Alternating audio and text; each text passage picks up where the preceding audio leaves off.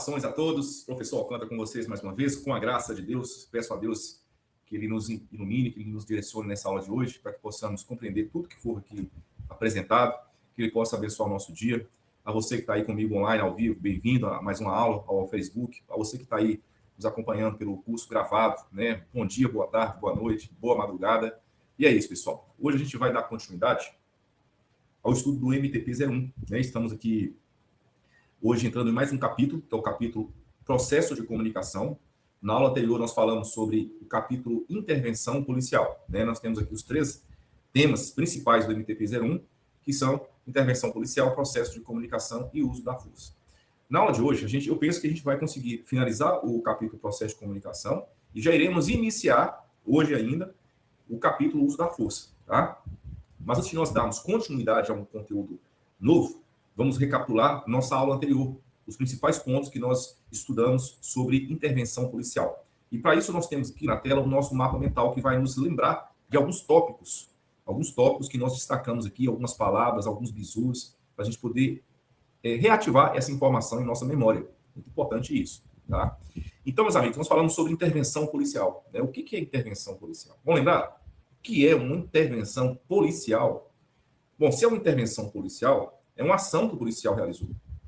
Uma intervenção, né? É uma ação. Mas pode ser também uma operação. Pode ser uma ação ou pode ser uma operação que empregam técnicas ou táticas policiais. É o conceito que nós temos aqui de intervenção policial. E que pode acontecer de diversas maneiras, né? Pode ser por meio de uma assistência, pode ser por meio de uma blitz policial, de uma abordagem, de uma prisão, do disparo da arma de fogo, ok? De uma incursão policial. Então, são diversas formas que o policial pode intervir. E uma das formas mais comuns, né, ou digamos que a mais comum, é a abordagem policial que queremos trabalhar também aqui nessa revisão de hoje, tá? Então, depois de nós estudarmos o que é uma intervenção, a definição de uma intervenção, nós também estudamos os níveis da intervenção policial. Para cada nível de risco, que nós havíamos estudado lá atrás na avaliação de risco, então, se nós temos 3 níveis de risco, risco nível 1, 2 e 3, nós temos intervenções policiais proporcionais a cada nível de risco. Tá? Por isso que é importante nós classificarmos o risco. É a classificação de risco que definirá qual é a conduta operacional mais adequada para cada nível de risco, tendo em vista que nós temos já pré-estabelecidas algumas condutas operacionais de referência, que bastará uma simples adaptação a cada caso. Tá? Então, nós temos a abordagem de nível 1, uma abordagem de nível 1, aliás, uma intervenção de nível 1, vamos ampliar mais o conceito, né? Uma intervenção de nível 1. Uma intervenção de nível 1, as intervenções policiais serão de caráter educativo ou assistencial. Tá? E o estado de prontidão coerente para uma intervenção de nível 1? Que seria? Estado de atenção, ok? Então, para uma situação de normalidade, que seria uma situação de risco nível 1, nós temos, por exemplo, né, o patrulhamento ordinário, nós temos a presença policial, nós temos os contatos comunitários como exemplos de intervenções classificadas como de nível 1. Show de bola? Beleza. Temos também aqui a intervenção de nível 2, proporcional a uma situação de risco nível 2. O que seria uma situação de risco nível 2? Seria, por exemplo, uma pessoa em atitude suspeita. E o que é proporcional? Qual a intervenção policial proporcional para fazer frente a uma pessoa em atitude suspeita? Seria uma abordagem com busca pessoal, para averiguação, para checagem, para uma verificação. Então, nessa condição que a situação não é mais de normalidade, mas ainda não é de risco real, é uma situação que há indícios de uma ameaça, tá? Então, nesse caso, qual é o estado de prontidão adequado para o policial atuar numa intervenção de nível 2? Estado de alerta, beleza? E temos a intervenção de nível 3, proporcional a uma situação de risco nível 3. Exemplo de uma situação risco nível 3. Por exemplo, o cometimento de um crime, né? Uma fuga após a prática de um crime, o disparo de arma de fogo contra uma equipe de policiais, ok? Seriam situações de risco nível 3. Proporcional a isso, nós temos as intervenções de nível 3, seria uma perseguição policial, uma operação cerco-bloqueio, seria o uso da força potencialmente letal por parte dos policiais, tá? A prisão de uma pessoa, são intervenções de nível 3. Tranquilo? E o estado de prontidão coerente é o estado de alarme. Show de bola. Na sequência, nós estudamos as etapas da intervenção policial. Se são etapas, nós temos que lembrar da sequência, da ordem correta das etapas.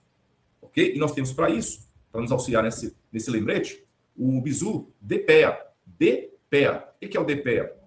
O DPEA é o diagnóstico, o plano de ação, a execução e a avaliação. As 4 etapas da intervenção policial. Então, como exemplo, vou fazer uma pergunta aqui. Em que etapa que o policial coloca em prática o que foi planejado, o que foi combinado entre a equipe? A ação policial propriamente dita. Que etapa é essa? Obviamente, é a execução. Em que etapa que o policial coleta informações para fazer um planejamento? De como ele vai intervir? Na etapa do diagnóstico. E de onde que vem as informações para o diagnóstico? Vamos lembrar? Da avaliação de risco e do pensamento tático. Ok? Assim monta-se o diagnóstico provável da intervenção. E após a intervenção, após a execução da intervenção, nós temos a etapa da avaliação. É uma avaliação dos resultados da intervenção. E nós não podemos confundir essa avaliação dos resultados, que é a etapa 4 da intervenção, lá com a etapa 5 de que mesmo? Da avaliação de risco. Porque a etapa 5 da avaliação de risco, qual é o nome dela? Avaliação de possíveis resultados. Muito importante esse lembrete aqui, porque isso está sujeito a gente confundir isso na prova, tá? Então, vamos ficar ligado. Vimos também sobre os fundamentos da abordagem. Quais são os fundamentos da abordagem? Para nós lembrarmos os fundamentos da abordagem, nós temos um bizu. Que bizu é esse? O SS-RAW. Tá? Como são os fundamentos da abordagem? Essas palavras dos fundamentos não precisam estar numa ordem, numa sequência, como está aqui no SS-RAW, numa questão de prova, para estar correta. Né? Então, o SS-RAW, porque já ficou gravado em nosso imaginário policial, né? Segurança, surpresa, rapidez, ação vigorosa e unidade de comando. Tá? Nós explicamos na aula anterior, temos uma breve explicação, temos exemplos, né, da aplicação de cada fundamento da abordagem. Tá? Por exemplo, a segurança. Como que se aplica a segurança? Por meio da supremacia de força, né? Sempre que possível, o policial atuar com supremacia de força. Lembrando que o que é supremacia de força? É uma vantagem tática. Então, a supremacia de força não está ligado diretamente ou somente no aspecto quantitativo, mas também no aspecto qualitativo da intervenção policial. Okay? Quando o policial também aplica, né, onde observa o quarteto que governa o pensamento tático, área de risco, área de segurança, ponto de foco, ponto quente, ele está aplicando a segurança também. Lembrando que a aplicação do fundamento de segurança não é para eliminar todos os riscos, mas o princípio da segurança, o fundamento da segurança, são medidas para controlar ou mitigar os riscos, ou seja, reduzir os riscos da intervenção policial. Beleza? Outro ponto que a gente tem que considerar é que a ação vigorosa, por exemplo, que é um outro fundamento, não se confunde com truculência, com falta de educação, tá? É uma ação firme, resoluta, objetiva, com comandos claros, imperativos, beleza? É a ação vigorosa. Muito bem. Na sequência, nós aqui também trabalhamos com os requisitos básicos da intervenção policial. Quais são os requisitos básicos? Para isso, nós utilizamos um outro bizu. É o porco ao cubo. Porco. Bom, po nos faz lembrar de quê? O po, a sílaba po, de postura e compostura. Postura e compostura. É a atitude do policial, é a correção de maneiras, ok? A letra R é o relacionamento, né? É o relacionamento com quem? Com a comunidade, a interação comunitária, é conhecer os hábitos, as rotinas, os costumes daquela comunidade, né? Para familiarizar melhor com as pessoas, para ganhar a confiança das pessoas. É o relacionamento, muito importante isso na intervenção policial. E são 3 requisitos que começam com a sílaba co. Conhecimento da missão, ok? Que vem da capacitação técnica profissional do policial militar sobre qual é a sua competência, qual é a sua atribuição naquela atividade. Conhecimento da missão. Nós temos o comportamento na ocorrência, que se traduz numa atuação isenta, imparcial, impessoal do policial militar. E nós temos o conhecimento do local de atuação, ou conhecimento do terreno, que é conhecer os aspectos geográficos, físicos da área onde o policial militar está atuando. Muito importante também. Tá? E assim nós concluímos esse capítulo de intervenção policial. Já fizemos aqui, já resolvemos algumas questões, ok? Para a gente poder fixar e compreender melhor esse assunto. E agora nós iremos dar início ao capítulo processo de comunicação. Olha só, gente, só pelos tópicos aqui do mapa mental, eu lembrei de todo o capítulo. Eu trouxe aqui os principais pontos, trouxe as principais pegadinhas. Então, olha como é que é importante a gente ter um conteúdo organizado por um mapa mental. Ele organiza a nossa mente. Nossa mente organizada fica muito mais fácil de buscar a informação e colocar essa informação que eu busquei lá na questão da prova. Muito importante essa organização mental. Beleza? Vamos lá. E sobre o capítulo processo de comunicação, iremos dar início agora, tá? Um capítulo relativamente pequeno, tá? As informações, assim, não são informações, assim, muito complexas, tá? Eu até diria, assim, que é um capítulo que não cobra tanto, estatisticamente, não é um capítulo que é tão cobrado em provas, né? Mas já foi cobrado algumas vezes, mas não é tão quanto, né, os demais que nós já estudamos até agora. Agora, o capítulo Uso da Força, gente, é um dos que mais são cobrados, tá? Esse capítulo Uso da Força é um capítulo extenso e denso, muita informação e muito cobrado. A gente vai dar, assim, uma atenção bem especial para esse capítulo Uso da Força, tá? Que eu creio que iniciaremos ainda na aula de hoje. Muito bem, então, vamos aqui deixar o nosso mapa mental um pouco de lado para a gente poder voltar aqui para o slide da aula e a gente dar sequência na matéria. Só um momento, eu vou aqui mudar o slide.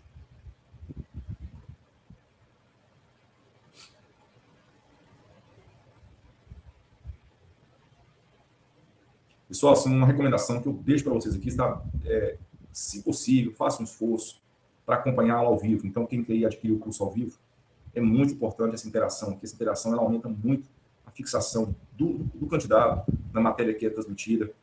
Tá? Quando eu pergunto uma coisa aqui na aula, né, é uma pergunta que ela é proposital, uma pergunta que é para levar vocês a pensarem na matéria, no que foi explicado.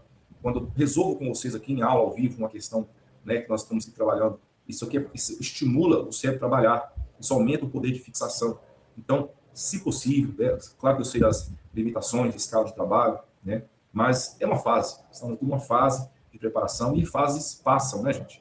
Então, é muito importante a gente, assim, se dedicar nesse momento de preparação, porque depois os benefícios são muito maiores, tá? Então, pessoal, beleza, processo de comunicação, tá? A gente vai dar início aqui a esse capítulo, né, trazendo assim, a gente vai construir um conceito, construir e compreender juntos aqui o que é o processo de comunicação. E olha como é que fica fácil nós trabalharmos juntos aqui um conceito, construirmos juntos um conceito. Nessa imagem que eu trouxe aqui na tela para vocês, nós temos aqui duas pessoas, né? Poderia ter mais, mas para a gente poder simplificar, eu trouxe aqui uma ilustração com duas pessoas. E no contexto da nossa atividade policial, uma das pessoas é o próprio policial militar e a outra pessoa, digamos que é o abordado, tá? E entenda aí abordado como, assim, das mais diversas formas de abordagem. Abordar uma vítima, abordar uma pessoa para orientar, abordar uma pessoa para realizar uma busca pessoal, enfim, ampliar o nosso conceito de abordagem, tá bom? A gente já explicou aqui durante a aula.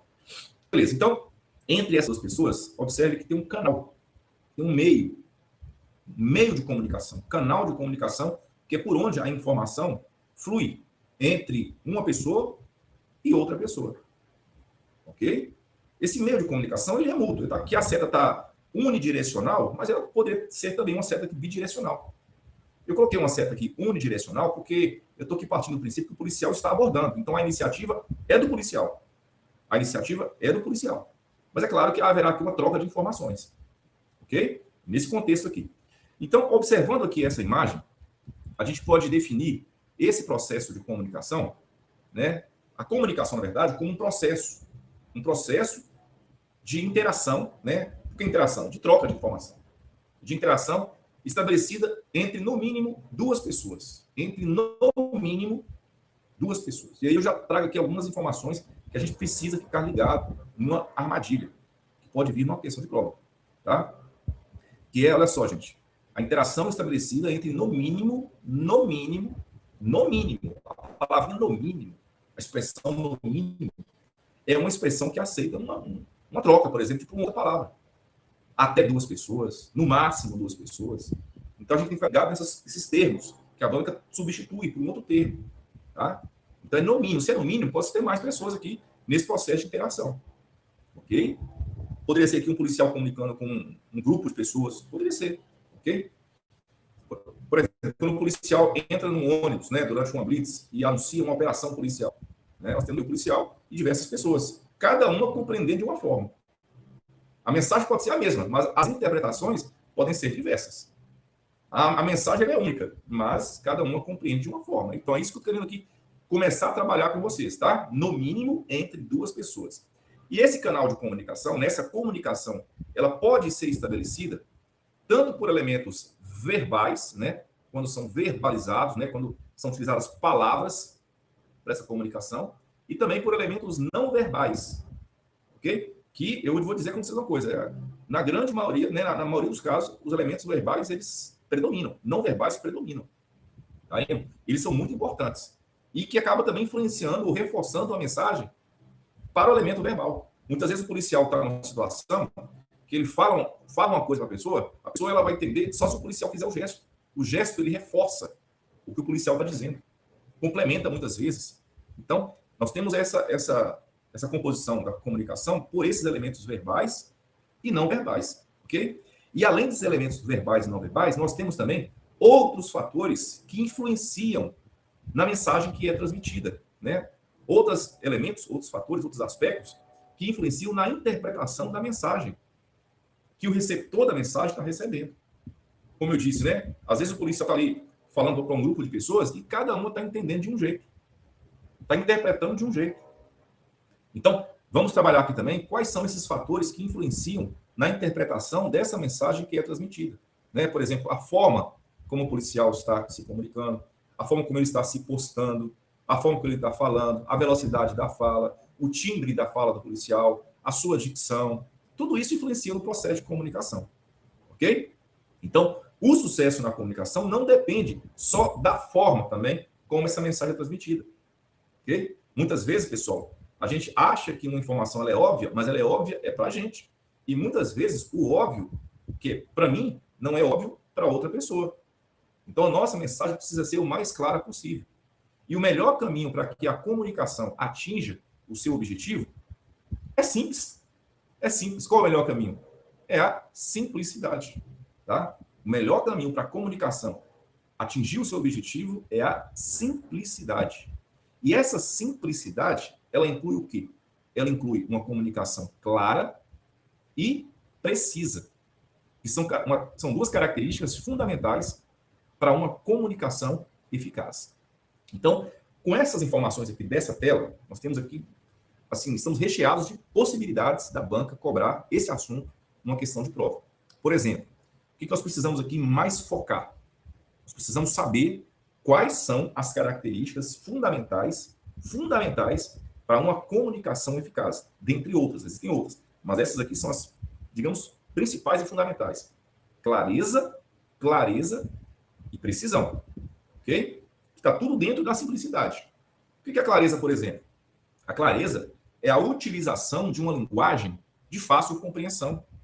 Nós temos formas, né? Nós temos um conteúdo da fala que ela pode ser clara, pode ser não clara. Ela pode até ser correta, mas ela não pode ser, talvez não seja clara. De acordo com o tipo de público que o policial está lidando, de acordo com o ambiente que o policial está inserido. Por exemplo, aqui na tela que eu coloquei uma imagem aqui. O policial fazendo uma abordagem, aparentemente num aglomerado, né? Um aglomerado onde, teoricamente, é um local onde o nível cultural das pessoas é menor. Então, não adianta chegar no aglomerado e começar a falar palavras rebuscadas, palavras, né, numa linguagem muito clássica. Então, não vai chegar onde eu quero. Não vai atingir o objetivo, que é a pessoa entender o que eu estou falando. Né? Chega lá o policial, ô cidadão, fica de decúbito ventral no solo. A frase é uma frase correta, mas não foi clara, porque foi inadequada para o tipo de público que o policial está ali lidando. Então, clareza é isso. É a utilização de uma linguagem de fácil compreensão. Ok? E a outra característica é a precisão. A precisão é aquele grau de objetividade. É o policial ser prático, ser objetivo e ser direto em relação ao que ele quer que o abordado faça. Ou seja, a precisão é o grau de detalhamento suficiente para produzir o resultado desejado pelo policial. Okay? Isso é precisão. Se o policial quer que o abordado, né, fique de joelhos para ser submetido a uma busca pessoal, ele tem que ser direto, objetivo e prático. Ô, cidadão, ô filho, ajoelha, te encosta para mim.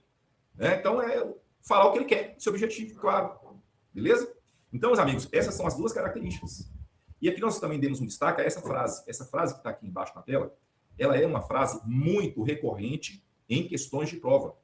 Para que a comunicação atinja o seu objetivo, o melhor caminho é a simplicidade. E observem que eu destaquei a palavra simplicidade. Por quê? Né? Porque ela é a resposta para essa pergunta que eu fiz. Né? Qual é o melhor caminho? Ela é a resposta. Só que a palavra simplicidade é uma palavra que ela tem um sufixo. simplicidade, né? Simplicidade. Palavras que têm esse sufixo, né? A banca do CRS, ela tem o hábito de trocar por uma outra palavra com o mesmo sufixo, para ficar com uma sonoridade semelhante. E aquele candidato que não está ligado, não está atento nos detalhes, que está ali afobado numa questão de prova, está sujeito a ele errar e não lembrar. Por exemplo, poderia trocar a palavra simplicidade por objetividade, por oportunidade, por velocidade. Okay? Tudo isso são palavras que têm um som parecido. Então, ficar ligado. É a simplicidade. O policial ser simples, ele ser claro, ele ser preciso, né, no que ele quer, objetivo. Beleza? Muito bem. Então, isso é muito importante. Só que essa questão da clareza aqui e da precisão são aspectos, são características muito ligadas digamos, ao aspecto dos elementos verbais da comunicação. Está muito ligado ao elemento verbal da comunicação, a clareza e a precisão. Mas também temos aqui alguns outros atributos, né, que estão ligados mais ao aspecto comportamental do policial, né, que são atitudes que contribuem para uma solução pacífica de conflitos. Né? Então, se são atitudes, são comportamentos, são condutas do policial. Eu até já comentei aqui, acho que foi na aula passada, que muitas vezes o policial, né, ele tem a capacidade ali de transformar tanto uma ocorrência simples numa ocorrência complexa, chega numa ocorrência relativamente tranquila. Mas aí a conduta, a atitude do policial de, por exemplo, desrespeitar a pessoa, né, a pessoa vai responder ao desrespeito. De que forma? Sendo desrespeitosa com o policial. Então, o policial plantou desrespeito, colheu desrespeito. Uma ocorrência tranquila fica uma ocorrência toda complexa, toda complicada. Mas também o contrário é diferente. O policial tem a capacidade também de chegar numa ocorrência conflituosa, todos com os ânimos exaltados, e com a sua educação, com a sua firmeza, com a sua postura, com a sua cordialidade, justiça, ele consegue serenar os ânimos das partes envolvidas. Então é isso que eu quero aqui focar com vocês. Nessas atitudes que contribuem para uma solução pacífica de conflitos. E quais são elas? Para nós lembrarmos das atitudes que contribuem para uma solução pacífica de conflitos, nós temos o bizu fijuco. Fijuco. O que é o fijuco?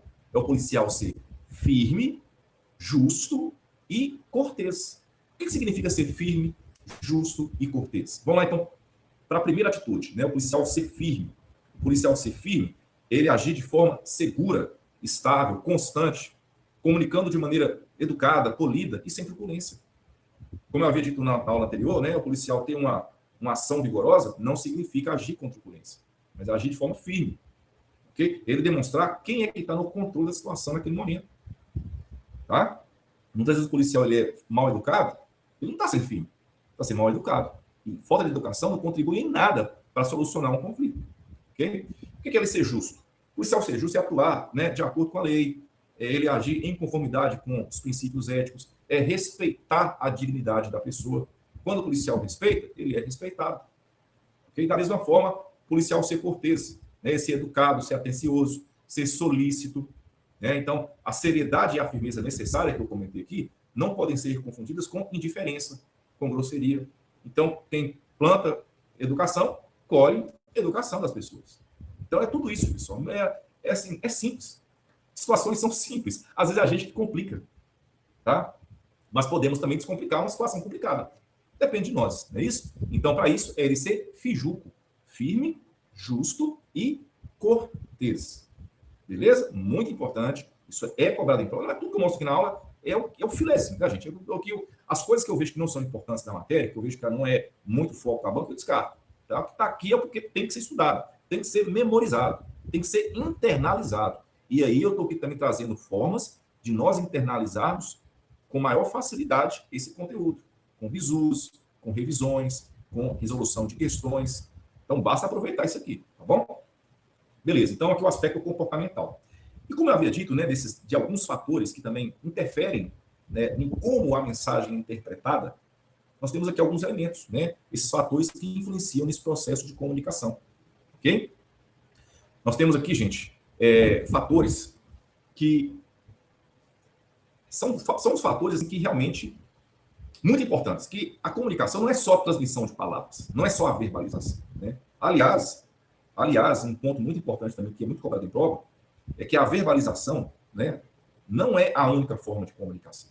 Antigamente, né, nos nossos manuais mais antigos, até um dos níveis da força que eram colocados era a verbalização. Então, como entendeu-se que a verbalização, que o policial não se comunica só pela verbalização, aí ampliou mais o conceito. Então, não se utiliza mais a verbalização como um conceito, e sim a comunicação, porque a comunicação inclui tanto o aspecto da verbalização, mas também o aspecto não verbal dessa comunicação, beleza? Então, aqui nós temos esses fatores que interferem no processo de interpretação da mensagem que é transmitida. Né? Um dos aspectos que nós temos aqui é a postura corporal. Tá? Por que a postura corporal interfere? Né? Então, essa postura corporal, pessoal, ela pode ser prejudicada, ela pode sofrer, ela pode influenciar, ela pode interferir. Por exemplo, quando o policial ele adota uma postura que denote agressividade, arrogância, descaso. Qual seria uma postura que denota isso, por exemplo? Né? O policial militar que aponta o dedo na cara, o dedo indicador na cara do abordado. É uma postura, né, um gesto que denota o quê? Arrogância, agressividade. Né? Ou então está lá de braço cruzado, né, com o rosto sisudo. É uma postura que mostra, que passa a mensagem que está fechado. Ele está fechado para se comunicar. Ele não quer comunicar. Ok? Então a postura corporal influencia muito. Ok? E o militar por si só, a gente já é treinado, né, para ter uma postura de respeito, uma postura marcial, uma postura imponente, né, mas não uma postura fechada, né, de braços cruzados, de encostar na parede, colocar o pé na parede, sentar na calçada. Então são posturas que demonstram também descaso, desleixo com o serviço. Ok? Então a postura corporal é muito importante nessa mensagem não verbal que é repassada para as pessoas que estão ali observando o policial. E nós somos observados o tempo todo. O policial militar ele é observado o tempo inteiro. A gente está fardado na rua, é o tempo inteiro as pessoas observando a nossa postura, a nossa conduta, nossa atitude, nossa apresentação pessoal, nosso fardamento, né? Tudo a gente é o tempo inteiro observado. E quando a gente é observado, o que as pessoas obtêm de informação dessa observação é a postura corporal, muitas vezes. Ok? Isso passa informação. Outro aspecto muito importante, pessoal, é o volume da voz. O volume da voz, né, não pode ser, não será nem sempre baixo, nem sempre alto. O volume da voz tem que ser adaptado. Ele tem que ser flexibilizado de acordo com o grau de comportamento do abordado. Ok? Então, se o abordado, por exemplo, é um abordado cooperativo, ele acata prontamente as ordens do policial, precisa o policial falar num volume alto com ele? Não precisa. Ok? Mas se o abordado for resistente, muitas vezes o policial tem que elevar o volume da voz até para reforçar a autoridade, para demonstrar convicção na ordem que foi dada. Então, tudo depende, né, da avaliação que o policial faz do comportamento do abordado. Então, não tem, assim, uma única forma, né, em relação ao volume da voz. Tudo é adaptado. Tudo que é adaptado. Então, o policial pode aumentar ou diminuir conforme o nível de força que ele vai empregando. Beleza? Mas também o volume de voz muito baixo também não é razoável, né? Porque inviabiliza a comunicação. E muitas vezes também o ambiente é um ambiente barulhento, e se o policial não elevar o volume da voz, a pessoa não vai entender, não vai conseguir ouvir o que o policial está querendo comunicar. Okay? Então, o volume da voz, não existe ali um volume rígido, né? É de acordo com o grau de comportamento abordado e com o ambiente também. Tá? Outro aspecto muito importante, né, é o timbre. O timbre, o que é o timbre, gente? O timbre é o que dá a característica à nossa voz, é a qualidade sonora que identifica a voz de uma pessoa. Se eu fechar aqui os olhos aqui, ó, e eu ouvir, né, a voz do Gustavo Lima, por que eu conheço o Gustavo Lima? Porque é o timbre da voz dele. Né? Se eu fechar o olho aqui e ouvir a voz do cantor Daniel, já é um outro timbre mais grave.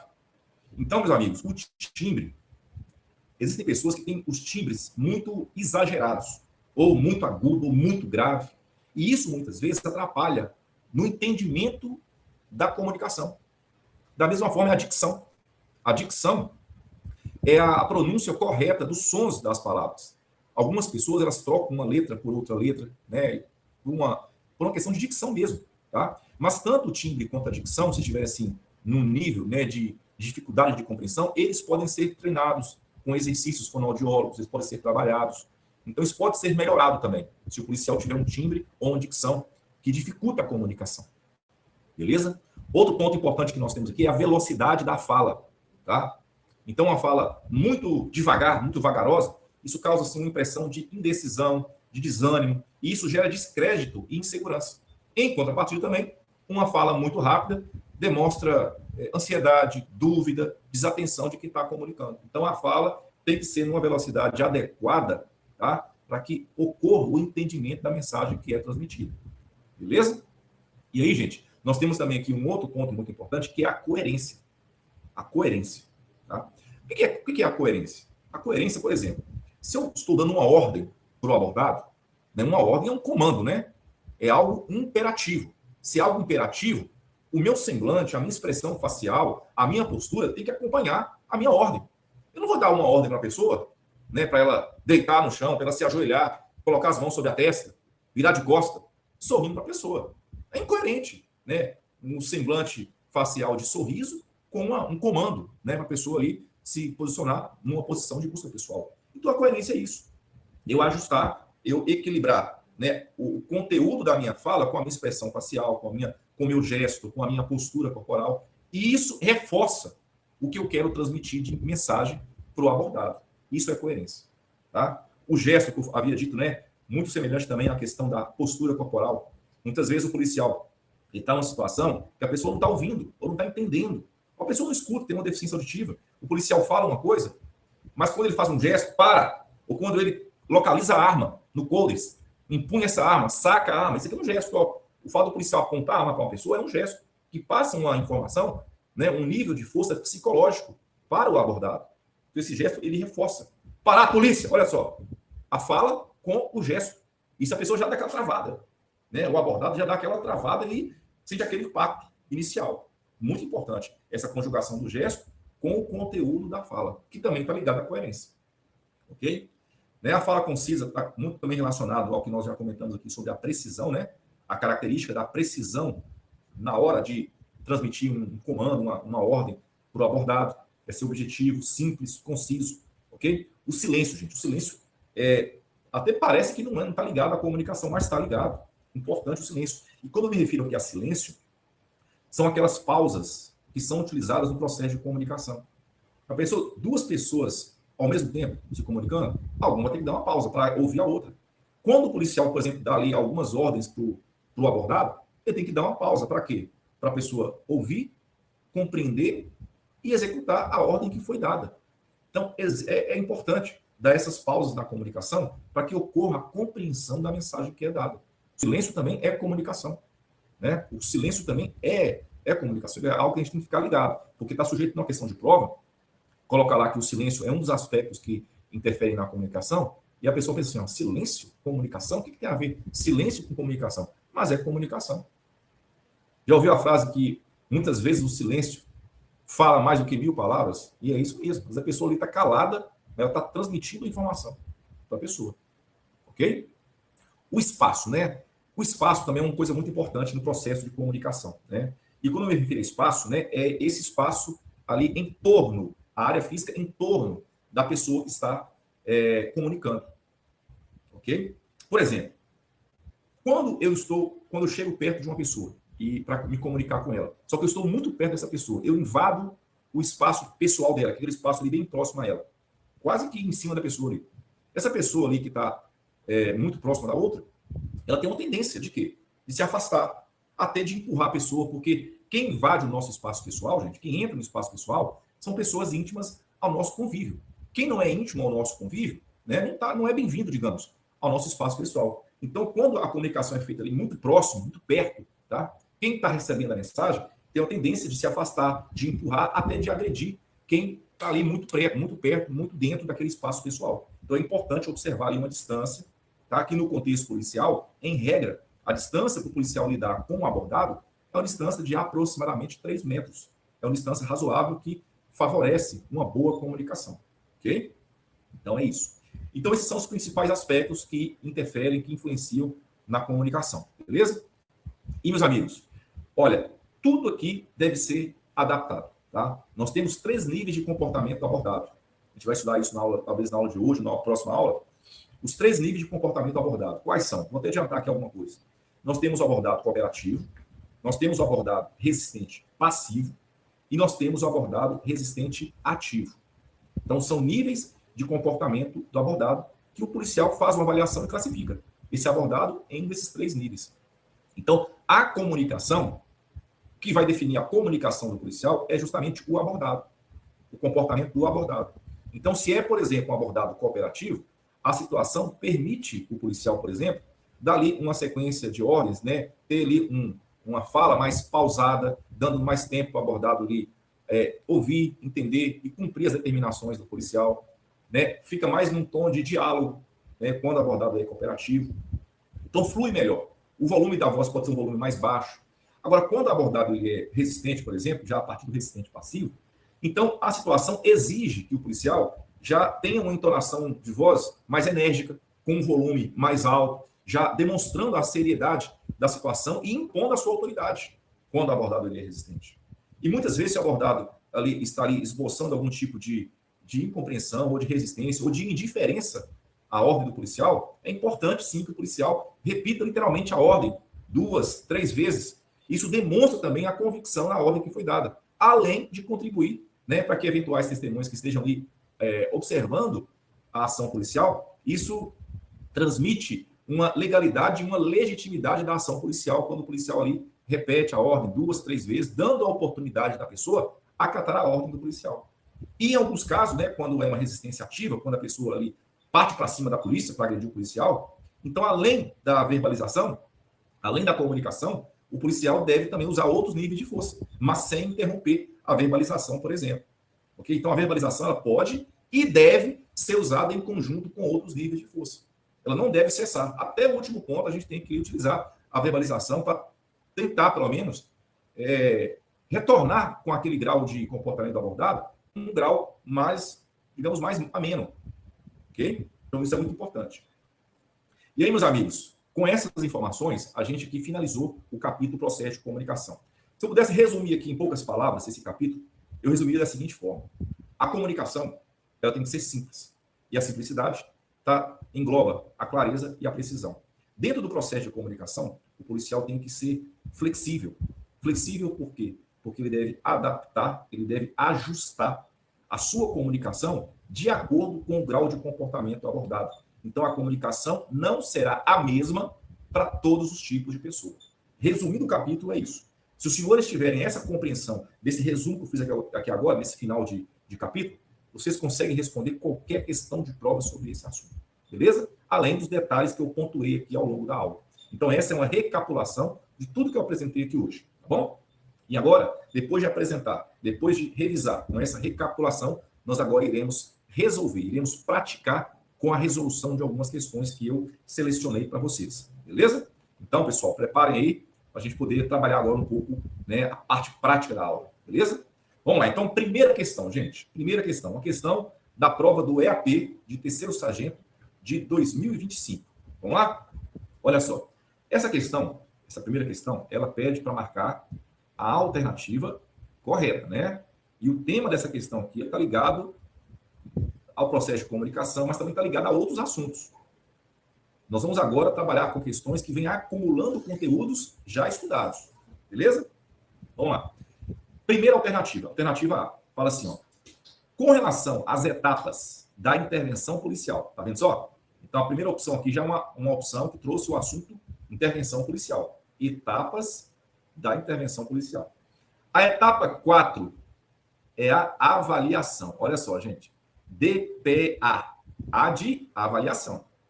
Muito bem. Eu até aqui nesse ponto, a frase está correta. Vamos dar continuidade então, na análise.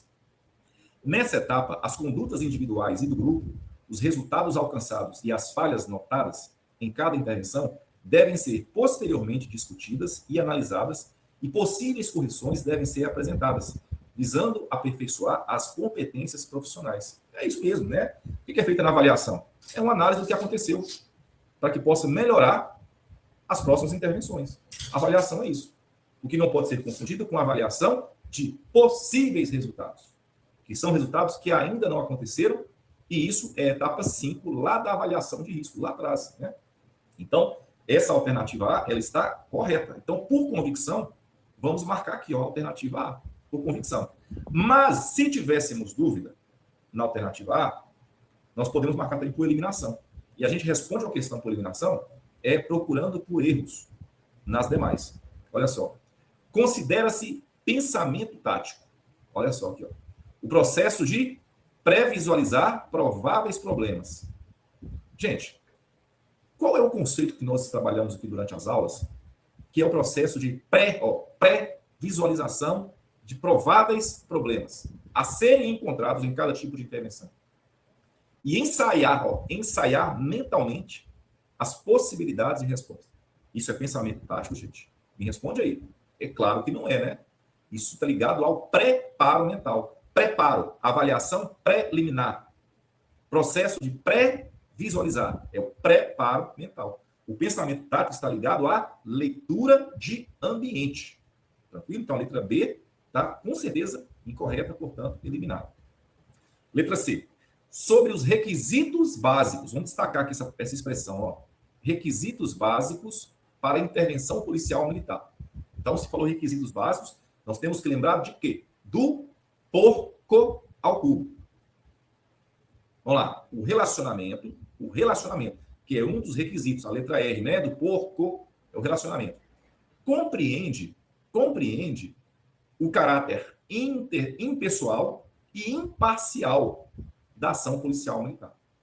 Revela a natureza eminentemente profissional da atuação em qualquer ocorrência e requer que seja revestida de urbanidade, energia serena, brevidade compatível e, sobretudo, isenção. Então, o que foi descrito aqui nessa alternativa C está ligado a que requisito básico da intervenção? A pergunta é o relacionamento, como está afirmando aqui a alternativa C? Não, né, gente? Porque o relacionamento está ligado à interação comunitária, ao conhecimento dos hábitos, rotinas, costumes daquela comunidade onde o policial atua. O que está aqui descrito nessa alternativa C está relacionado ao comportamento na ocorrência, que é um outro requisito básico. Portanto, a alternativa C está incorreta. Beleza? Alternativa D. Ao verbalizar durante uma abordagem policial, olha, ao verbalizar, tá? O policial militar deve manter equilíbrio e autocontrole. Deve ou não deve? É importante o policial ter equilíbrio e autocontrole na verbalização? O que vocês acham? Importante, né? Salvo, olha aqui, ou seja, exceto, né? Se o abordado não obedecer. Se fizer comentários ofensivos, ignorar sua presença ou atrair a atenção de pessoas em volta. A linguagem que deve prevalecer é a do policial militar e não a do abordado. Olha só, gente. Então, o policial militar ele deve ter equilíbrio e autocontrole na verbalização. Só que tem uma exceção. Então, quando o abordado não obedecer, ele não deve ter equilíbrio, ele não deve ter autocontrole na verbalização, é claro que tem que ter. O policial militar, quando ele demonstra essa firmeza na intervenção policial, ele demonstra autocontrole. Ele tem que estar no controle da situação e de si mesmo. Ok?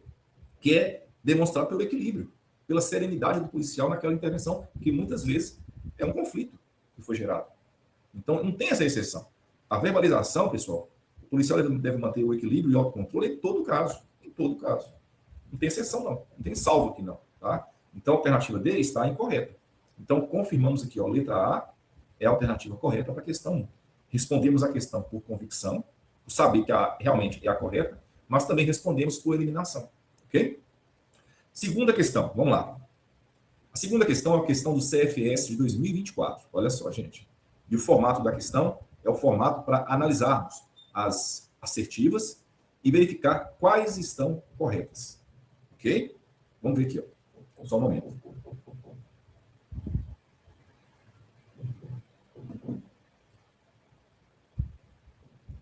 Primeira assertiva. Se, durante uma abordagem, o suspeito resistir passivamente, descumprindo os comandos do policial militar, deverá a guarnição entender essa atitude como um indicativo de ameaça. Nesse caso, o policial militar deverá, inclusive, verificar se o abordado compreende o que está sendo dito, verbalizando. Você está me entendendo? O que está acontecendo? Está tudo bem? Você está com algum problema? Então, é uma possibilidade de acontecer. Às vezes a pessoa está ali, não está acatando a ordem do policial, né? E que inicialmente o policial vai classificá-lo como resistente passivo. Por quê? Porque ele não está cumprindo a ordem. Mas às vezes tem um motivo de ele não estar cumprindo a ordem.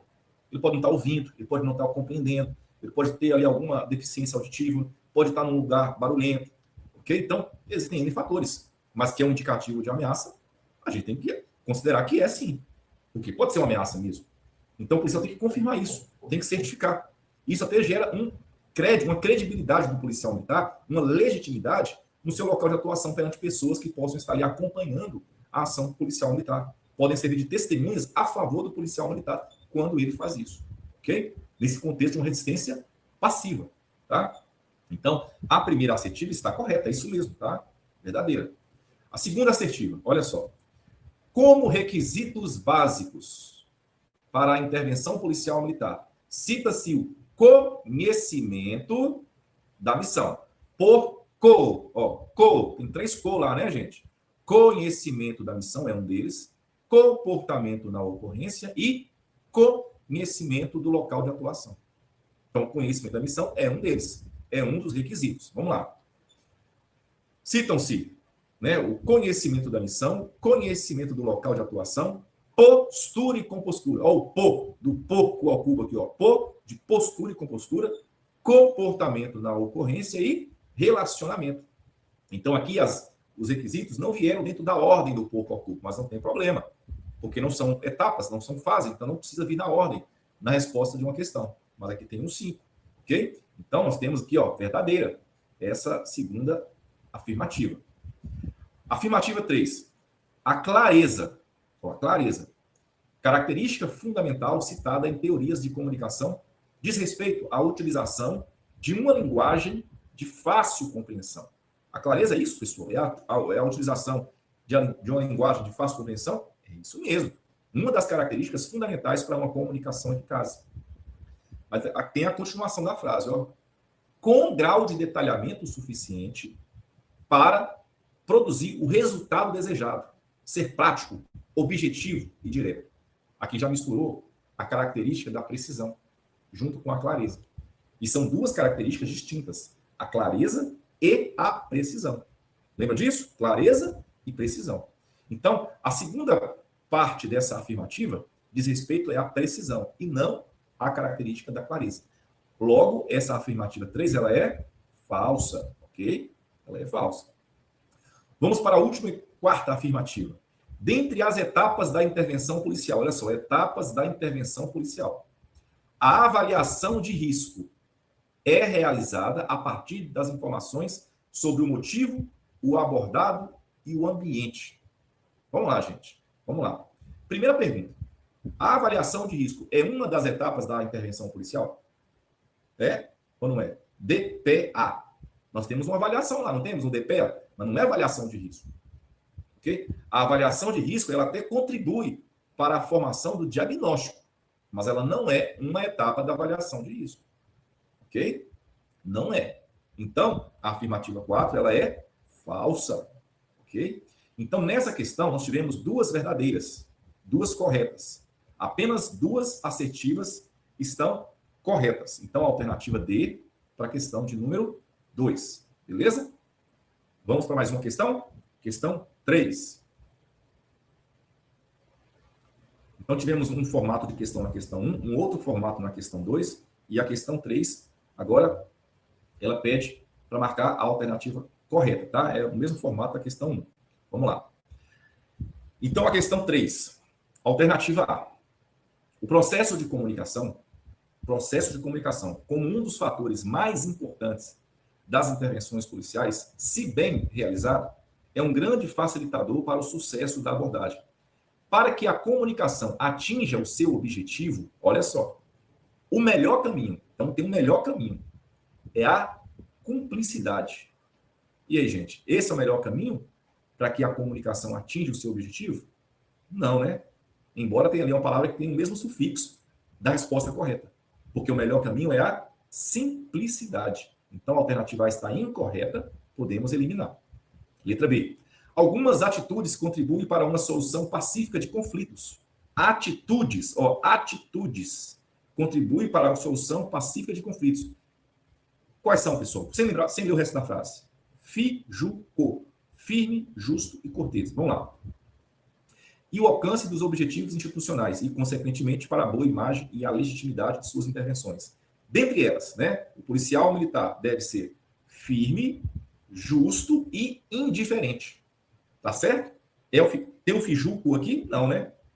Porque é firme, justo e cortês. Então, a alternativa B também está incorreta. Ok? Aqui, indiferente, deixou a alternativa errada. Alternativa C. Nas teorias da comunicação, diz que uma informação somente é eficaz quando apresenta, dentre outras, 2 características fundamentais: a clareza e a precisão. Está aqui certinho. Alternativa C, alternativa correta. Muito fácil isso aqui, tá? E a letra D. O modo de agir, de se postar e falar com o abordado interfere diretamente na sua reação. Auxilia no nível de cooperação e no acatamento das ordens. O policial militar modificará e adequará os elementos da comunicação, volume, timbre, entonação e postura, independentemente do abordado demonstrar algum tipo de resistência. Olha só, o policial ele vai adaptar, né, vai modificar os elementos da comunicação, não é independente do abordado demonstrar algum tipo de resistência. É conforme, é de acordo o abordado demonstrar algum tipo de resistência. Eu não falei que se o abordado for cooperativo, o policial vai agir de certa maneira, vai adotar certa forma de comunicação, e se ele for resistente, já vai mudar para uma outra forma. Então, depende sim. A comunicação policial, na verdade, depende do abordado demonstrar algum tipo de resistência. Não é independente. Então, a palavra independentemente aqui, ó, é que tornou essa frase incorreta, é de acordo, né, em conformidade com algum tipo de resistência do abordado, que o policial vai modificar e vai adequar os elementos da comunicação. Então, a alternativa D está incorreta. Confirmado, então, ó, letra C. Ok? Vamos para a quarta e penúltima questão de hoje. Beleza? Desse capítulo. Questão 4. Olha só, gente. Na técnica policial, o conceito de verbalização diz respeito ao uso da fala e de comandos verbais que, apesar de constituírem um dos níveis de uso da força, estarão presentes em todo tipo de intervenção policial. Sobre a verbalização policial, é incorreto afirmar que, vamos lá, para que a comunicação atinja o seu objetivo, o melhor caminho é a objetividade. É ou não é a objetividade? Vamos lá. O melhor caminho é a simplicidade, né, gente? Simplicidade. Então, o incorreto está aqui, ó. Letra A de cara. Beleza? Então, para confirmar aqui, ó, letra B. A fala do policial militar deve ser concisa, simples, de fácil execução. A verbalização pode e deve ser empregada com os demais níveis de uso da força. É isso mesmo. Então, a comunicação, a verbalização, ela acompanha tanto no primeiro nível quanto no último nível de força do policial. E o timbre, a dicção, a velocidade com que se fala são determinantes para a qualidade da comunicação estabelecida.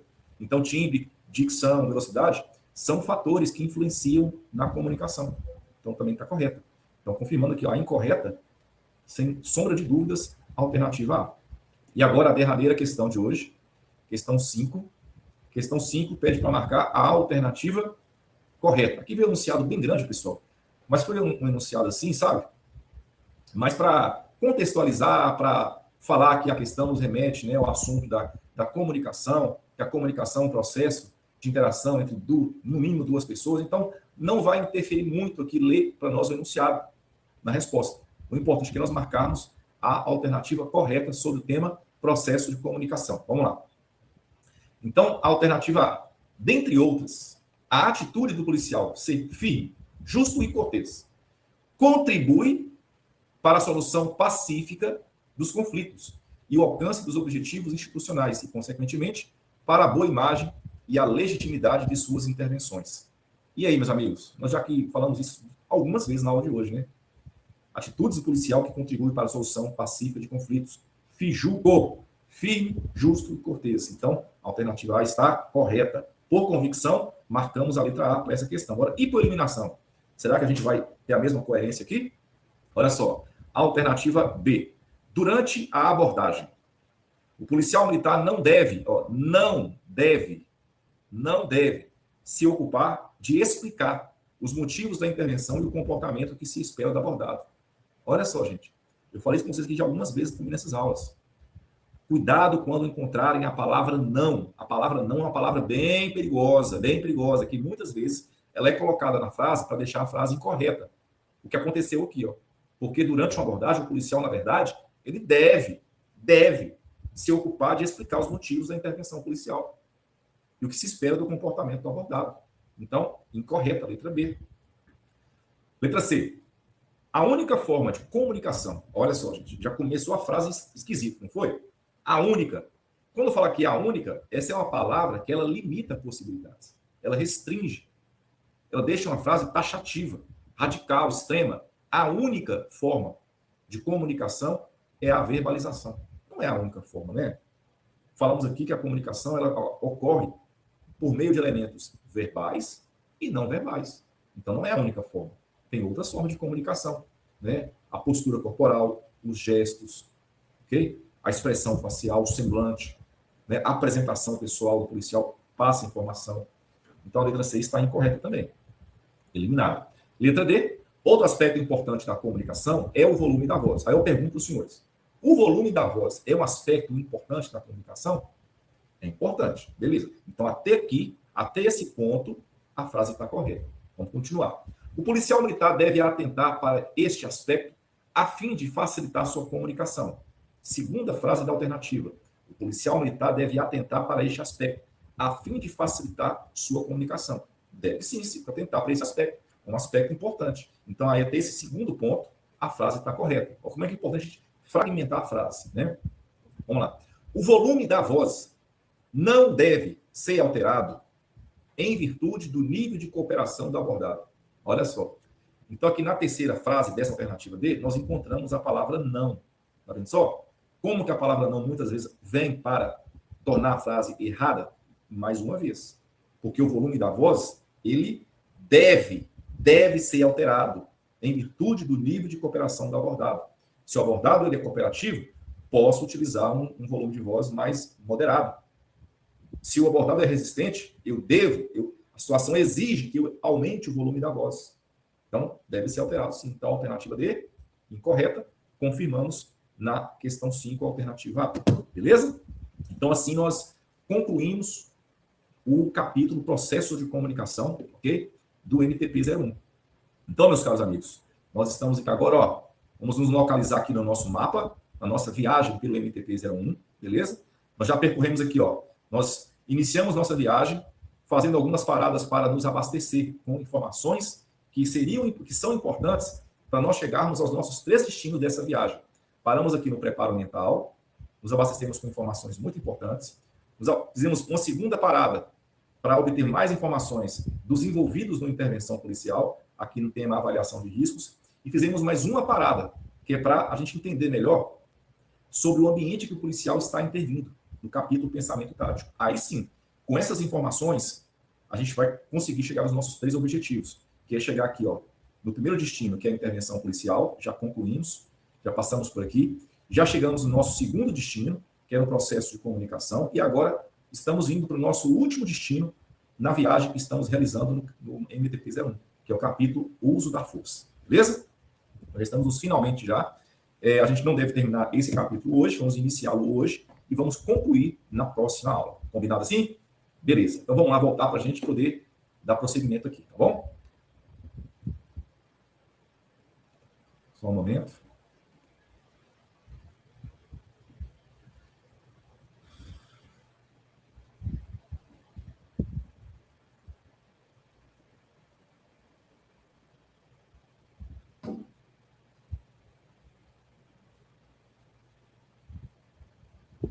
Vamos lá, pessoal. Então, primeiramente, vamos definir o que é força, né? O que é força? A força também é uma palavra que ele pode, sim, compreender de diversas maneiras. Né? Nós temos a força mental, nós temos a força física, nós temos a força espiritual, né? Uma força emocional. Força, então, assim, eu posso aplicar a palavra força em diversos contextos, diversos. Mas o que importa para nós aqui é compreendermos força dentro do contexto policial. Então, dentro do contexto policial, o que é a força? Então, a força no âmbito policial, ela é definida como sendo um meio. Ela é um meio pelo qual a polícia controla uma situação que ameaça a ordem pública para cumprir a lei, né? Para proteger a integridade da vida das pessoas. Então, a força é para isso.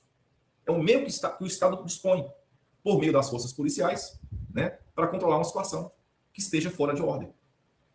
Beleza? Para cumprimento da lei. Então, para cumprimento da lei, o Estado pode e deve utilizar a força. Ok? E a força, aqui no nosso contexto policial, ela engloba muitas variáveis. Muitas variáveis e muitas possibilidades de ação.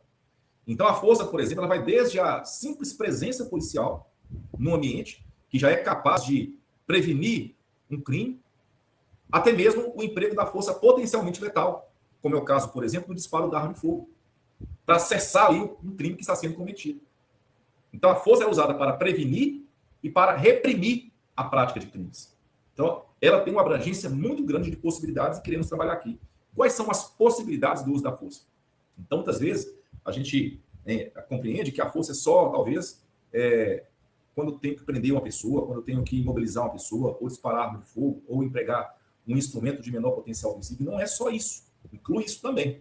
Mas se eu estou no local, num patrulhamento ordinário, num policiamento a pé, ali num centro comercial, e o crime ali não está sendo cometido, a presença policial já é um meio de força.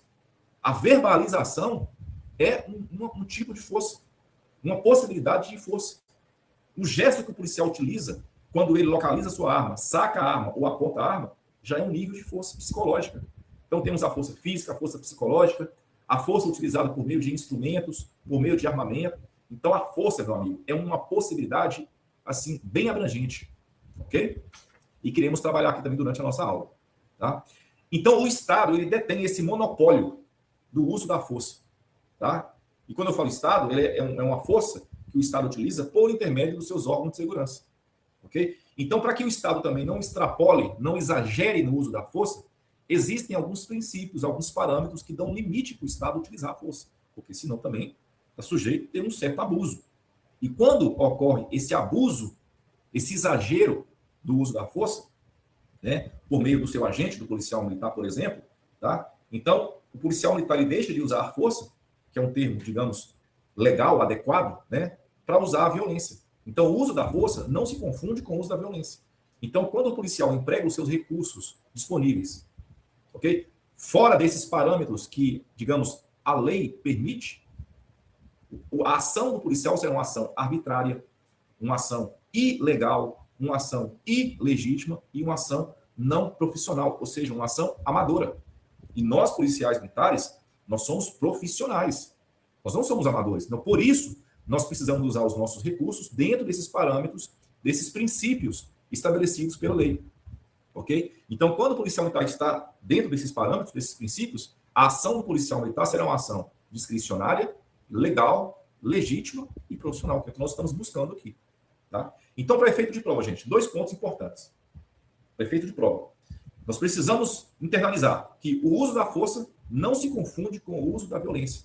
O policial militar não usa a violência. Quando ele dispara arma de fogo, isso não é violência. Agora, se o policial militar disparar arma de fogo fora dos princípios estabelecidos, aí ele usa a violência. Porque ele deixa de ser profissional para ser amador. Ok? Mas se ele dispara sua arma de fogo dentro e observando esses princípios, esses parâmetros estabelecidos pela lei, o policial militar está usando a força. Ok? Está agindo tecnicamente diante de uma situação. Então, não confundir o uso da força com o uso da violência. Beleza? Outro ponto importante é nós diferenciarmos as ações do policial que usa a força daquelas ações do policial que usa a violência. E é simples. Basta inverter o sentido da palavra. Se o policial que usa a força, a ação será discricionária, aquele que usa a violência, a ação será arbitrária. Se o que usa a força, a ação será legal, o que usa a violência, a ação será ilegal. E assim sucessivamente, conforme está aqui em nossa tela. Tá bom? Então, basta inverter. As ações dos policiais que usam a força são ações contrárias das ações do policial que usa a violência. Simples assim. Tá? E como eu falei para vocês sobre os princípios, né, que o policial deve observar ao empregar os seus recursos, a força, tá? Então, nós temos aqui, na sequência, quais princípios são esses? Os princípios essenciais para o uso da força, os princípios do uso da força. Tá? Então, nós temos 3 princípios. 3 princípios. Quais são eles? Para nós memorizarmos os 3 princípios, nós vamos utilizar o bizu PRONELE. PRONELE, ok? Proporcionalidade, necessidade e legalidade. Meus amigos, primeiro ponto aqui, tá? Sobre esses princípios. É saber quais são. Saber quais são. E percebam que os princípios, eles têm um sufixo em comum, né? Que é o sufixo dade.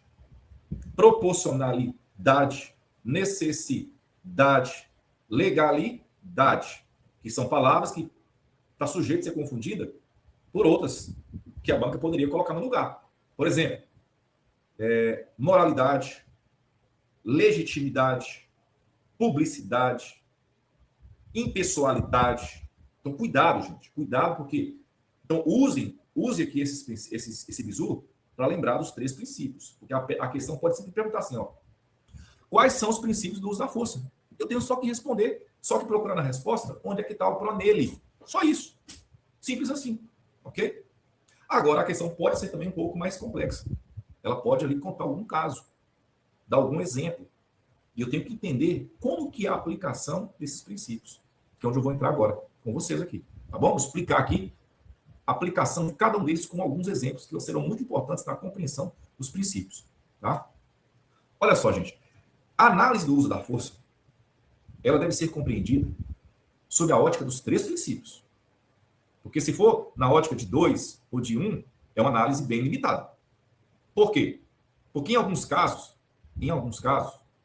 o uso da força será, olha só, será legal, será proporcional, mas não será necessário. Então, se não for necessário, for legal, proporcional e não for necessário, o policial vai responder. Ok? Vai responder. Então, tem que englobar aqui os 3 princípios. Beleza? Para não ter abuso, para não ter exagero, para não ter ilegalidade na ação policial. Tá? Vou começar pelo mais fácil aqui. Tá? E vou dar uns exemplos também. O princípio da legalidade. Tá? Então, o que é a legalidade? Né? Legalidade, gente, é utilizar a força nos limites da lei. É simples. Nos limites da lei. Ou seja, para proteger a própria vida ou de terceiros e para garantir a ordem pública. E também defender terceiros, né, diante da resistência ou de ameaça de uma pessoa. Porque a lei permite usar força. A lei permite o Estado usar força. Né? Alguns casos, né, em legítima defesa própria de terceiros, para garantir a ordem, para fazer cumprir a lei. Né? Então é isso, o Estado permite, a lei permite o policial usar força. Então, quando eu analiso se eu posso usar força, eu ir para a lei. Bom, a lei permite usar força se uma pessoa estiver disparando a arma contra minha equipe, contra minha pessoa, contra terceiros, a lei permite. Então eu posso usar a força aqui. Ok? Esse contexto. Simples assim. E quando nós analisamos o princípio da legalidade, ele deve ser compreendido sob 2 aspectos. Sob 2 aspectos, olha só. E vamos usar aqui a lei para a gente poder entender isso. Tá? O primeiro aspecto que a gente tem que compreender a legalidade é sobre o aspecto do resultado. O resultado. Ou seja, qual é a motivação, qual é a justificativa para essa intervenção policial? Para o uso dessa força. Vou dar aqui um exemplo, tá? O policial militar vai utilizar a força, usar os seus meios, seus recursos, tendo como resultado final, tendo como justificativa, extrair a confissão de uma pessoa. Vai forçar a pessoa a confessar algo. Aí eu pergunto, a lei permite o policial usar a força para esse motivo? Permite? Não, né, gente? Não permite. Porque isso, na nossa legislação, configura-se tortura. Então, sob o aspecto do resultado, esse uso da força para extrair a confissão de uma pessoa é ilegal. É ilegal. Beleza? Muito bem. Em contrapartida, no exemplo que eu dei mais cedo, se uma pessoa tentar disparar arma contra mim, eu, policial militar, ok? E eu disparar arma contra essa pessoa primeiro e atingir, a lei me ampara. Então, é legal nesse caso. Para proteger a minha vida ou de terceiros. Muito simples, né, pessoal? Tranquilo. Beleza. Já o princípio da proporcionalidade. Aliás, tem outro, já ia aqui me esquecendo. Tem um outro aspecto, a gente tem que compreender também a legalidade, além do aspecto do resultado, que é o aspecto do processo. E entendamos processo como o meio ou método utilizado pelo policial militar ao empregar essa força, ao usar essa força. Tá?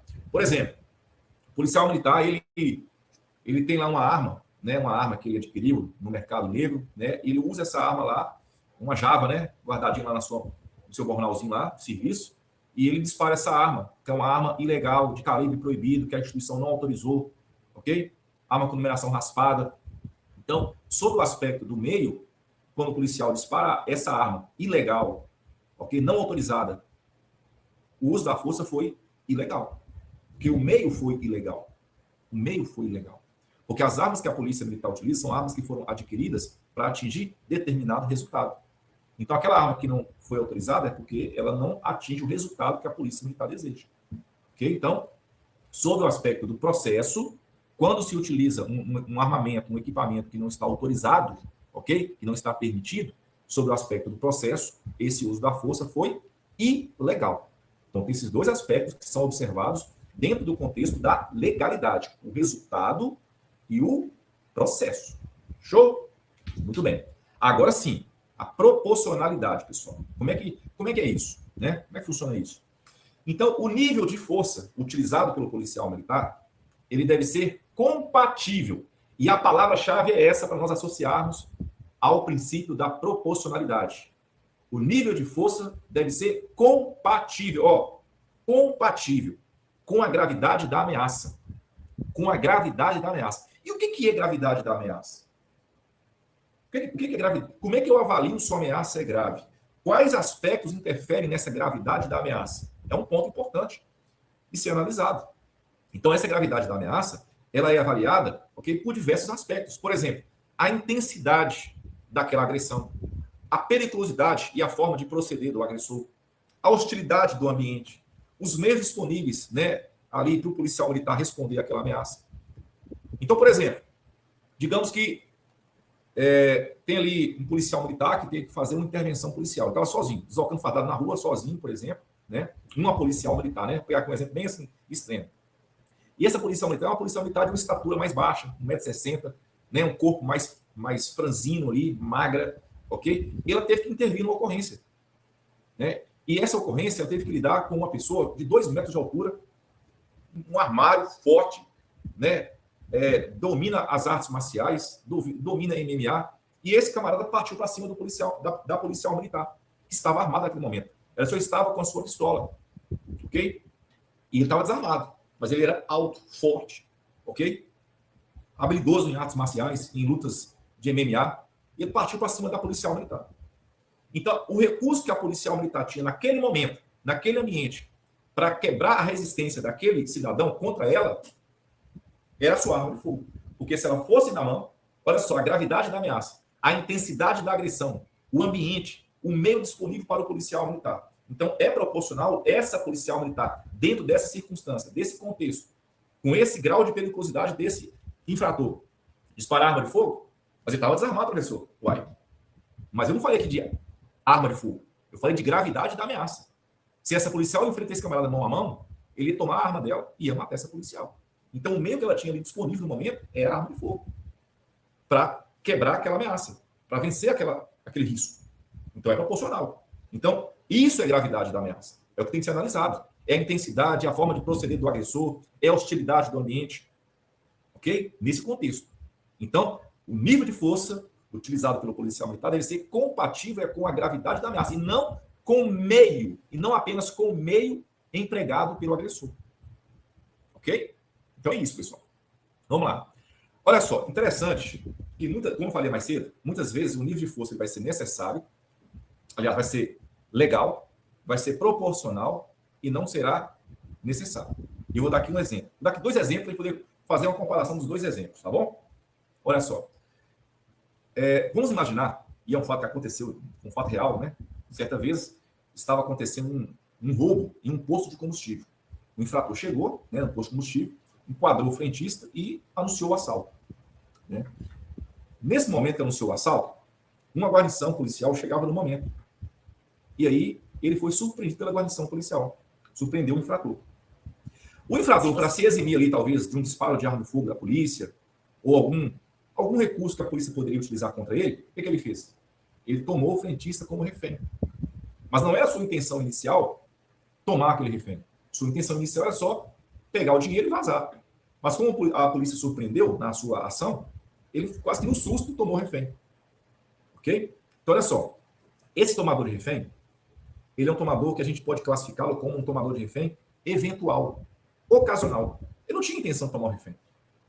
Então, para esse perfil de tomador de refém, né, a prática policial, a experiência policial, estudos de caso, nos leva a concluir que, com a verbalização, com a negociação, que é uma alternativa tática, com o tempo de ocorrência, né, garantindo a integridade física do infrator, ele tende a se entregar, a se render. Para esse perfil de tomador de refém. É uma tendência. Não é uma garantia, mas é uma tendência. Então, nesse caso aqui, ó, esse exemplo. O agressor, o infrator, estava armado. Aí eu faço uma pergunta. Seria legal o policial militar disparar arma de fogo contra esse agressor? Legal? É legal, porque ele estava colocando em risco a vida de outra pessoa. É legal. A lei autoriza. Proporcional? Bom, o infrator estava armado, com arma de fogo. Então, seria proporcional também o policial militar disparar sua arma de fogo, né? Porque há ali uma gravidade da ameaça compatível. Não é isso? Muito bem. Só que quando nós analisamos o contexto, as circunstâncias, o perfil do agressor, do tomador de refém, é um perfil ocasional. É um perfil que ele tende a se entregar. Então, é possível ocorrer a preservação da vida dele. Então, não seria necessário disparar arma de fogo, por quê? Porque existe uma outra forma, um outro meio, um outro nível de força menos danoso para solucionar essa ocorrência, para resolver essa crise, que nesse caso seria a negociação, até mesmo a verbalização. Ok? Então, nesse contexto, o uso da força seria legal, proporcional, mas não seria necessário pelo perfil do tomador de refém. Ok? Agora, se eu mudo o contexto, por exemplo, uma pessoa, um cidadão mentalmente perturbado, sob o uso de substância entorpecente, movido por uma paixão doentia, um ciúme doentio, né? Toma ali a sua amásia com a intenção de matar. Ok? Toma ela como refém. E aí, então, estabeleceu-se uma crise. Uma ocorrência com o refém, o tomador de refém mentalmente perturbado, sob a influência de droga, movido por uma paixão intensa, um ciúme doentio, e que está prestes a matar aquela vítima, aquela mulher. Olha a situação. Então, para esse perfil de tomador de refém, a verbalização já não está mais funcionando. A negociação já exauriu. Não tem mais conversa com ele. Então, é um perfil de tomador de refém que tem uma forte tendência de quê? De matar a vítima e suicidar. Então, para esse perfil, o uso da força, que é o disparo da arma de fogo, nesse caso, seria legal, ok? Legal, porque ele está colocando em risco a integridade física e a vida de uma pessoa. Proporcional, ele está com arma de fogo. E necessário, porque outros meios menos danosos, que no caso aqui é a verbalização, a negociação, já não está mais funcionando. E tem uma tendência forte de ele matar a vítima e suicidar. Então, nesse caso, é necessário. O último recurso, o único recurso agora disponível é disparar a arma de fogo contra esse infrator. Ou por meio de um sniper, ou por meio de uma equipe de adentramento tático para invadir esse ambiente, se for o caso, e neutralizar esse infrator. Nesse caso, sim. O uso da força, que é o disparo, é legal, proporcional e necessário. Beleza? E olha só, gente, eu dei aqui 2 exemplos com tomada de refém, só que em contextos diferentes. Para a gente poder analisar a aplicação desses 3 princípios do uso da força. Então, a gente tem que analisar sobre a ótica dos 3 princípios. Ok? Dos 3 princípios. Então, resumindo aqui, ó, o princípio da necessidade é quando o recurso de força ele é necessário quando? Quando ele torna-se o único recurso capaz de solucionar a crise. Quando é o único recurso, é porque ele é necessário naquele momento. Não existe mais outro recurso menos danoso, menos lesivo, que possa resolver a crise. Então, o último recurso é o nível terciário de força. A força potencialmente letal. Ok? E é isso, pessoal. Vamos parar por aqui hoje, ok? Nesse ponto. Iremos dar continuidade na próxima aula